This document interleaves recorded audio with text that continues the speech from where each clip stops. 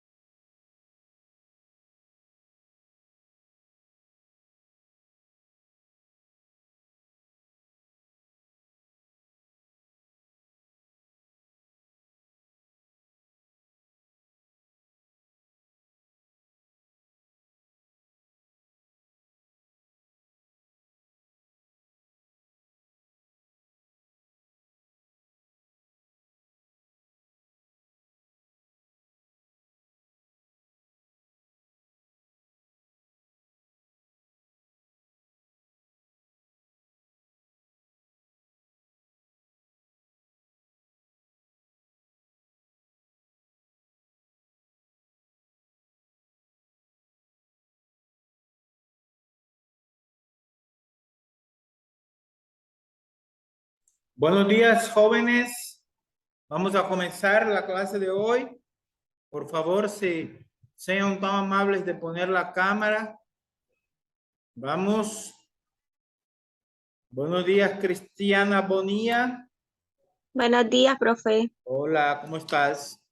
Feiling y Alba Aquí. Rivas. Alba, ¿tu cámara? Hola. Buenos días, profe. Hola. Chicas, yo quiero hacer una propuesta. Tenemos que reponer la clase que perdimos presencial la semana pasada, el sábado, ¿verdad? Que andaba en Costa Rica, May, pura vida, May. Entonces, ¿cómo hacemos? Yo propongo cualquier día de la semana en la tarde, pues, pueden ustedes. Sí, profe. No, profe. Trabajo hasta las 5. Pero es presencial, tiene que hacer un esfuerzo. Menos que es presencial, no menos, profe. No puedo. Ay, presencial, yo tampoco, profe. Es que como la clase presencial, tengo que reponer la presencial. Así me dijeron. Cualquier día que ustedes puedan en la tarde. Profe, que a mí en la tarde es difícil. Bueno, no sé cómo vamos a hacer, pero tiene que ser. Ahí está lo que es la clase. Bueno, miren, la clase pasada, que es presencial, ¿verdad? Ahí les subí una grabación, ustedes se miraron, y una actividad. Van a descargar el documento y les subí una video, ¿cómo se llama? Video lectura, ¿oyeron? Para que la revisen, bajen, descarguen, miren, la clase pasada. ¿Estamos claros? Y hay unas preguntas que tienen que contestar, acumular primer parcial, que vale 10 puntos. Y tiene una semana para hacerlo. ¿Estamos claros? Próximo sábado el examen es presencial, recuerden. Ok. Entonces, hoy vamos a comenzar con este tema. ¿Qué dice, Cristiana? ¿Qué dice la presentación? Las tres fases fundamentales de la acción de un fármaco: farmacéutica, farmacocinética y farmacodinámica. Ajá. Vamos a ver, ese es el tema de hoy, ¿verdad? Las tres fases fundamentales de la acción del fármaco. Cómo un fármaco actúa desde el punto de vista de la química farmacéutica. Entonces vamos a ver el conjunto de modificaciones químicas que surge el fármaco por acción de la enzima. Recordemos que las enzimas son las que aceleran el proceso metabólico. El sitio de los metabolismos del fármaco, los tejidos del organismo y el tubo digestivo, el delgado, etcétera, el hígado y la mucosa nasal y pulmón. Es decir, los lugares donde actúa, ¿ves? Los lugares donde actúa el fármaco, ¿correcto? Bueno, ¿cuáles son esas reacciones metabólicas que se da cuando hay absorción de un fármaco? Son tres fases. En la fase 1 tenemos reacción de oxidación, reducción e hidrólisis. Eso que es una oxidación, una reducción de hidrólisis, eso miramos desde primero, segundo año, etcétera, en química general y química inorgánica. Recuerden que la química farmacéutica recoge conocimiento de las clases, por eso se da en tercer año, ¿no? Entonces, aquí, en resumen, esta primera fase lo que va a haber es un cambio de la actividad que hace con que el fármaco sea químicamente más activo. En la fase 2 va a haber una conjugación del fármaco para soltar su principio activo o una inactivación. Ok. La fase 1 me ayuda con la lectura, ¿cómo se llama? Sailing, perdón, ¿qué dice? Sailing, ¿qué dice? Vamos, lea todo eso que está ahí. Fase 1. Biotransformación microsomal. Los microsomas hepáticos son vesículas del red que catalizan transformaciones metabólicas mediante enzimas y dependen del citocromo P450, que a su vez está formada por dos enzimas de función oxidasa y reductasa. Biotransformación no microsomal. No involucra reacciones catalizadas por la citocromo P450. Reacciones microsomales. Reducciones. Se llevan a cabo en el sistema microsomal hepático o en otros tejidos. Las bacterias del lumen también pueden producir enzimas reductoras de fármacos. Hidrólisis. Se producen por hidrolasa de localización microsomal hepática en los eritrocitos, plasma y otros tejidos. Muy bien. Muy bien, Entonces, ¿qué entendiste de lo que leíste, Sailing, perdón? ¿Qué captaste? A ver, cuéntenme.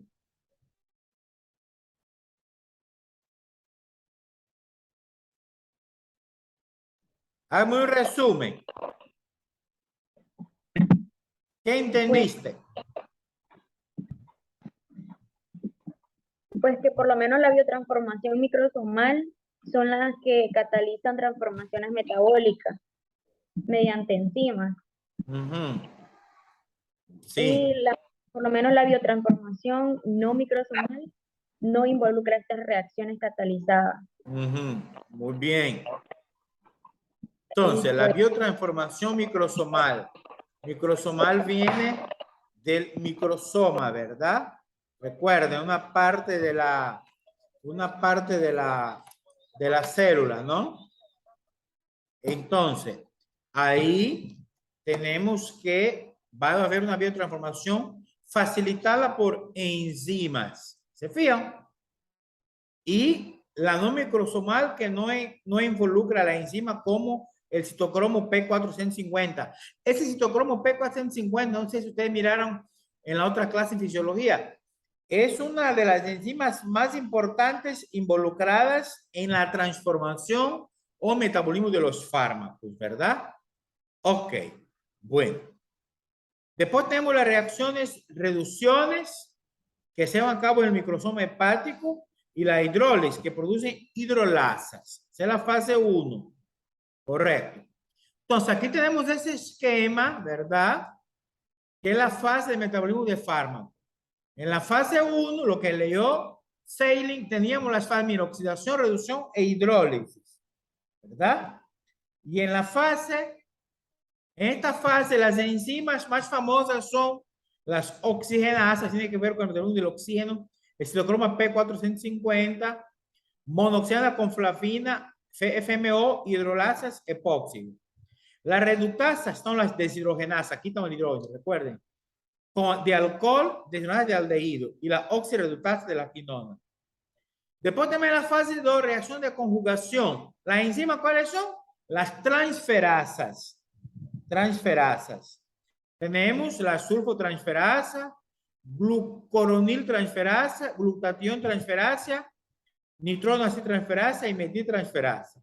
¿Cuál es su función? Convertir los metabolitos presentes en la fase 1 en productos finales y también facilitar la excreción al aumentar el peso molecular. Ok. Siempre con esa reacción, ay, que brinca esto. Tenemos en la fase 1 las reacciones oxidativas microsómicas, lo que leyó Sadie, ¿verdad? Aquí tenemos algunas enzimas facilitadoras de la reacción. Entonces, por ejemplo, la primera, hidroxilación alifática. Se produce un alcohol que luego puede ser un aldehído. El ejemplo, el pentobarbital, que es un anticonvulsivante. Aquí tenemos la fórmula del pentobarbital, ¿verdad? Que al sufrir una reacción de hidroxilación va a formar un compuesto que es el hidroxipentobarbital, que es más fácil de absorber. Esos son los mecanismos de acción. ¿Se fijan? Después tenemos hidroxilación aromática. Cuando hablamos de aromática, estamos hablando que entra en acción el anillo bencénico, la formación del fenol. Por ejemplo, el fenobarbital, aquí tenemos, se oxida, ¿verdad? Una hidroxilación aromática y va a formar, ¿qué cosa? Va a formar lo que se llama lo para-hidroxifenobarbital.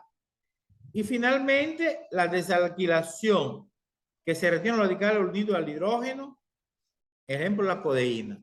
Ok. Después tenemos las reacciones oxidativas microsómicas. ¿Quién acaba de entrar? Buenos días, ¿quiénes entraron? Buenos días, profesor. ¿Quiénes son? ¿Quiénes están? Frania Frania y quién acaba de más. entrar. ¿Ah? Frania y quién más. Yo miro que sobre la Frania. Y no está por aquí, esta chavala lo acepté, pero salió de nuevo la... ¿Cómo se llama tu amiga, Celine? Parece que está malo su conexión. Ok, bueno. Entonces continuamos. Aquí tenemos que en el caso de la reacción oxidativa microsómicas, tenemos sulfooxidación, desulfuración y oxidación. Ya el nombre te va diciendo, mire, sulfooxidación. ¿Y qué dice aquí? Se introduce un oxígeno y un radical dioester formándose la correspondiente sulfóxido. Y aquí tenemos un ejemplo. Esta fórmula química es la cloropramicina y forma el sulfóxido de cloropramicina. Es decir, se introduce el grupo oxígeno, está el azufre aquí arriba. Miren el cursor, ahí. ¿Correcto? Desulfuración, todo lo contrario.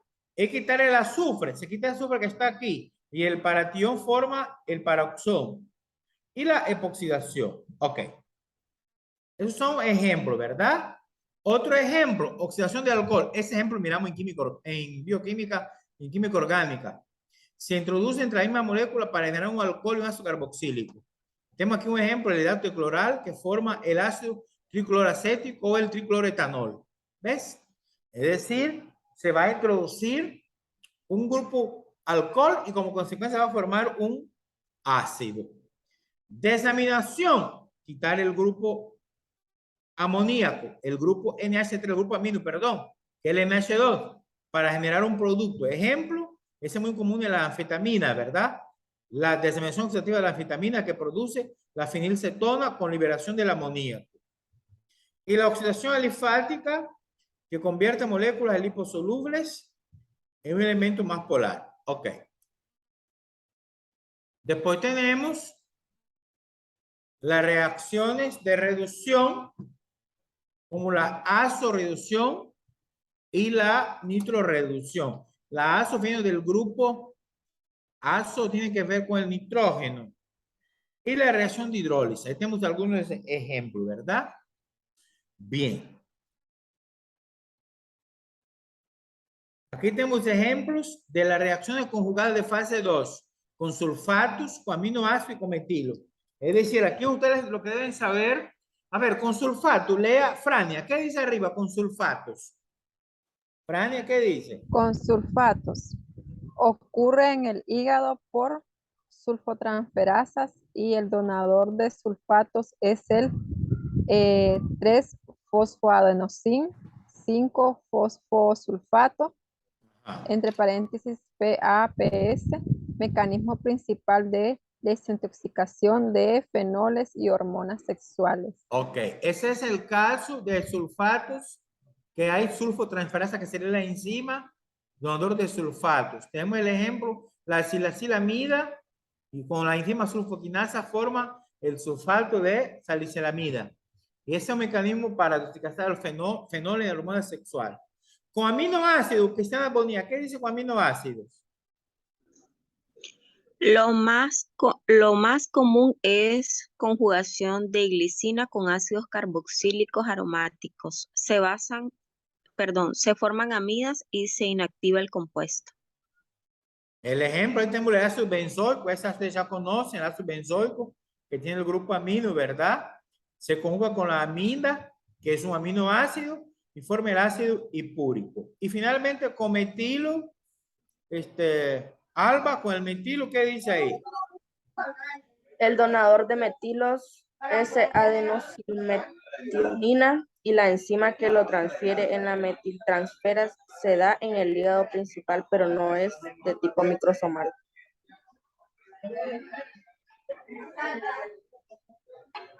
Ok. En este caso, estamos hablando que hay que donar grupo metilos, ¿verdad?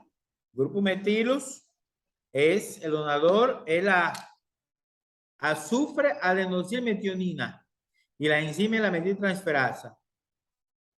Entonces, ¿qué pasa aquí? Tenemos el ejemplo, esta es la noradrenalina. La hormona se transforma en adrenalina mediante la metiltransferasa y la enzima esta que está aquí, SAM, significa metilamiltransferasa. Ok. Ahora bien, tenemos lo que es fármaco y receptor. Seilin, ¿qué dice ahí? Fármaco y receptor. Fármaco.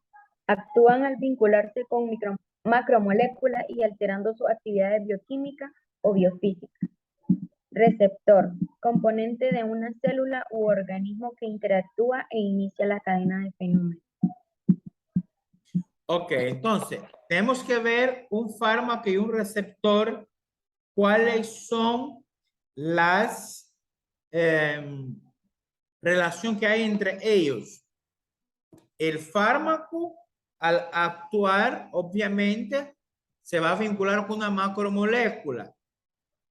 Esa macromolécula va a alterar su actividad bioquímica o biofísica. Esas dos clases que ustedes miraron, bioquímica y biofísica, se altera, ¿verdad? Al actuar el fármaco. Como consecuencia, va a haber un receptor que es el componente de una célula o de un organismo que interactúa con el fármaco e inicia la cadena de fenómenos, que es lo que acabamos de analizar. Ahora, los receptores, miren esa presentación qué bonita, los receptores, tenemos lo siguiente. Receptores que determinan las reacciones entre la dosis o la concentración del fármaco y efectos farmacológicos. Es decir, hay receptores que para que funcionen va a tener que ver la dosis del fármaco. Cuando hablamos de dosis, la concentración, porque el fármaco va a actuar a su concentración según el efecto farmacológico. Y hay otro receptor, los segundos, que explican la selectividad de acción farmacológica. Es decir, son receptores selectivos que solo actúan ante un fármaco específico, no ante cualquier fármaco. Diré yo que son más importantes. Y hay receptores que median la acción de los agonistas y antagonistas farmacológicos. Lo que son los agonistas y antagonistas, tenemos que ver eso. En la presentación anterior, eso fue lástima que no tuvimos la clase pasada. Ahí sale que es un agonista y antagonista. Es donde el sitio activo donde van a actuar los fármacos. Ok. Ahora bien, los tipos de receptores pueden ser enzimas, proteínas o proteínas estructurales. Si hay enzima, ¿qué dice la enzima, Sadie? ¿Qué dice la enzima? Pueden inhibirse o activarse mediante la unión de un fármaco. Por ejemplo, reducida de dihidrofolato. Hidrofolato, sí. El receptor para el fármaco antineoplásico metotrexato. Metotrexato. Es decir, gracias, que las enzimas pueden inhibir o actuar. Esa es la función de la enzima, ustedes saben. La enzima acelera, pero puede reducir, inhibir la verdad de una reacción. Entonces, aquí, mediante la unión de un fármaco, y te da un ejemplo. Por ejemplo, reducidas de dihidrofolato, que es el receptor para el fármaco antineoplásico metotrexeno, caseroso. Proteínas transportadoras. Por ejemplo, ahí tenemos sodio-potasio, cationes, sodio-potasio. Tenemos la proteína ATP-ASA, ATP-ASA, que es el receptor de la membrana para los glucosídicos de la digital con efecto cardíaco. ¿Ves? Te fío, para efecto cardíaco. Pero también pueden ser receptores como proteína estructural. Por ejemplo, la tubulina, que es el receptor para la colquicina, un fármaco antiinflamatorio. Son receptores específicos. Ahora, los fármacos pueden tener dos grandes tipos: agonistas y antagonistas. Lean, les va a dar un minuto. Lean qué agonista, qué antagonista y me dicen qué diferencia entre ellos. ¿Cuál quieren de ustedes? Vamos, un minuto. Lean y me dicen qué diferencia entre ellos.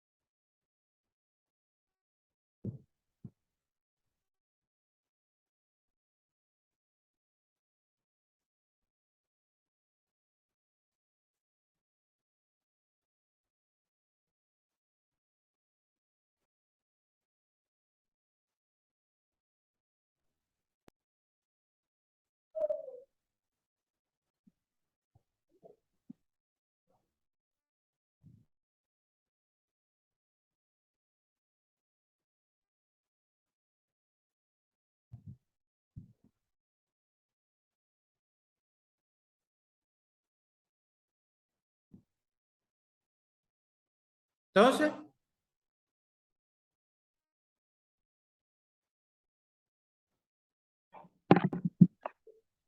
Profe, prácticamente sería de que los agonistas activan al receptor para emitir señal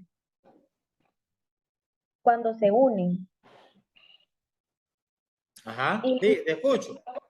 los antagonistas se unen con los receptores, pero, o sea, se activan, pero no emiten, no activan una señal, pues. Ujú. Y si no activan la señal, ¿qué puede pasar? ¿Qué puede pasar? Ahí dice. ¿Interfieren qué cosa? Con la capacidad de un... Para activar el receptor. Dice en otras palabras que los agonistas van a ser más eficaces por cuanto se activan y emiten señal de recepción, ¿verdad? Ok. Y para terminar, porque voy a una defensa ahorita a las 10, voy a ser jurado. Para terminar, Frania, ¿qué dice ahí? Fármaco agonista y fármaco antagonista. Ajá. Fármaco antagonista. Un fármaco antagonista presenta afinidad por el receptor o bien no desencadena ninguna respuesta o inhibe la acción de los agonistas. Existen tres tipos de fármacos antagonistas. Antagonista competitivo, se une al receptor e impide que el agonista desarrolle su efecto. Aumentando las concentraciones del agonista se consigue el efecto. Antagonismo funcional se produce cuando dos fármacos interactúan con receptores con funciones contrapuestas. Y antagonismo químico, el antagonista reacciona químicamente con el agonista bloqueando su efecto. Estamos claros, eso es trabalengua, parecía trabalengua lo que leo Frania. Nos está hablando de los conceptos de fármaco antagonista, agonista, etc. El fármaco antagonista presenta afinidad con el receptor. O bien no se cae en una respuesta. Inhibe los agonistas, lo contrario. Y hay tres tipos: competitivo, funcional y químico. Ok, ahí. Bueno, chicas, de esa clase de hoy voy a habilitar un foro. ¿Oyeron? Un foro como eso de la una va a estar habilitado, que va a hablar que es un fármaco agonista, antagonista, los mecanismos de acción, liberación, excreción, etcétera, y también sobre los tipos de fármacos. Eso yo voy a habilitar el foro y va a estar todo el día de hoy hasta medianoche. ¿Vale? 10 puntos. Es su último de acumulado. Y la próxima sesión de clase presencial vamos a hacer el examen. ¿Estamos claros? Yo Profe, tengo una ahorita, pregunta. voy a hacer jurado de una defensa de monografía de mucha hora de medicina. A las 10 tengo que ir allá a la sala docente porque voy a hacer jurado. Profe, Dime, Cristiana. profe, no puede habilitar los dos foros. ¿Cómo dos foros? Sí, el de la vez pasada y el de este. Es viva la Cristiana como pregunta. No puede habilitar los dos foros. Yo Mire, profe, voy a habilitar el foro de hoy. El de hoy ya está habilitado hace mucho. es que no lo contesté, profe, Ah, es otra cosa. por eso le quería pedir el ¿Qué te favorcito. pasó? ¿Por qué no contestaste? Fíjese que me di cuenta que no estaba habilitado. Hice mención en el grupo, después usted lo habilitó y no me di cuenta que se había habilitado una segunda vez. ¿Ves qué lindo ella? Me recordaba Y, la clase. Bueno, y tiene que ser. tengo otra propuesta, profe, rapidito. Mire, como usted tiene, bueno, yo no sé, esto es una propuesta, como usted tiene que darnos una clase presencial presente, mi propuesta es que este sábado que viene, pues nos dé la clase y que el examen sea virtual, pero no sé si se podría. Sí se Ajá, puede, ¿y cuándo reponemos la clase? este sábado que viene. ¿Cuándo? ¿Ah? Este sábado, Este sábado. este sábado es la clase presencial. No, es que este sábado era examen presencial, profe, es decir que usted no nos iba a dar clase. Este sábado es el examen presencial. Correcto. Sí. Entonces, en vez de examen presencial, que sea clase presencial y ¿Y examen cuándo virtual. repongo la clase que perdimos entonces? Por eso, la clase que perdimos la vamos a reponer este sábado que viene, Ajá, ¿y cuándo pongo el examen? ese mismo día por la tarde. No, el examen tiene que ser virtual, que es presencial, porque nos toca presencial. ¿Ya me Pues no entiendes? se puede. No, Sí, no se puede. es que el examen tiene que ser presencial. Por eso le decía, tiene que ser otro día, pues. Ok, está bien, Ustedes profe. no pueden venir un día en la tarde, pues. Porque podemos reponer la clase, después venir a hacer el examen un día en la tarde, no pueden. O sea, la podemos reponer este sábado de la clase y el otro día en la tarde venir a hacer el examen. No pueden, ¿verdad? Yo creo que no, pero Ah, bueno, entonces, a examen el próximo miércoles, o próximo sábado, ¿vieron? Presencial. Dale, pues, chica, les voy a dejar por aquí porque tengo una actividad. Está bien, profe, gracias. Nos vemos el otro sábado puntual. Estudien para el examen.